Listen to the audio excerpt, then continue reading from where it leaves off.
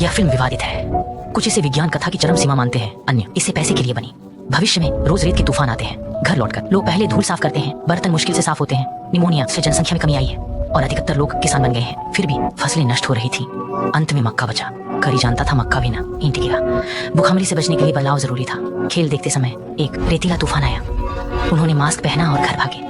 बेटी को याद आया ऊपर की खिड़की खुली है। जब तक ऊपर पहुंचे कमरा रेत से भर चुका था। करी ने खिड़की बंद की। रेत पर आकृति देख वह चौंक गई। बेटी ने कहा, यह भूत है। पहले भी किताबें गिरने पर ऐसी आकृति बनी थी। करी अंतरिक्ष यात्री होते हुए भी इस पर विश्वास करने से नहीं रोक पाया। पूरी रात सोचने के बाद उसे एहसास हुआ कि ये बाइनरी कोड थे। उसने समझा कि यह निर्देशांक प्रणाली है। रहस्य सुलझाने के लिए करी ने अकेले जाने का निर्णय लिया, बेटी को घर पर छोड़कर।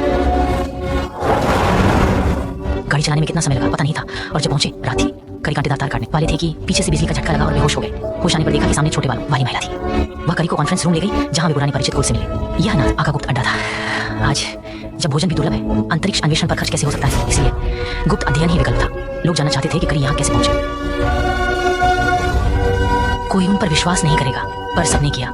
शनि के पास 48 साल पहले एक वर्महोल प्रकट हुआ जिससे पल में करोड़ों प्रकाश वर्ष दूर जा सकते थे। वर्महोल जानबूझकर रखा गया था। नासा ने 12 को चुना पर 3 ने ही सिग्नल भेजे। अब उनका मिशन इन ग्रहों की यात्रा था। करी की निशाना लगाने की क्षमता से वे शक्तिशाली थे। दुर्घटनाओं से बचने के लिए नासा ने 2 योजना ए बनाई। एक थी पृथ्वी से मनुष्यों को दूर ले जाने के लिए अंतरिक्ष स्टेशन बनाना। गुरुत्वाकर्षण की समस्या का हल नहीं था। प्लान भी था कि मानवता को पृथ्वी पर छोड़कर अंतरिक्ष यात्रियों को 5000 निषेचित अंडों के साथ भेजा जाए, ये ताकि वे वहां उपनिवेश बनाए। करी अपने परिवार को छोड़ना नहीं चाहता था, इसलिए कोल को उसे झूठ बोलना पड़ा। पिता की अंतरिक्ष जाने की खबर से बेटी नाराज है और बात नहीं कर रही।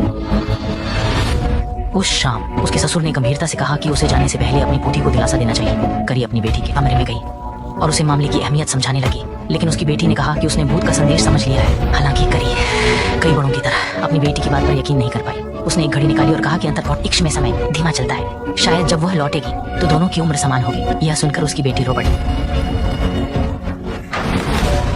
करी कुछ और नहीं कह सका, बस आई लव यू कहता रहा। अंत में उसने जाने का निर्णय लिया। दरवाजा खुलते ही बुकश एल्फ से एक किताब गिरी, जैसे रोकना चाहती हो। परिवार को अलविदा कहकर वह नासा की ओर चला। रास्ते में उसने ये सोचा कि उसकी बेटी फिर से यात्री सीट पर होगी, लेकिन नहीं।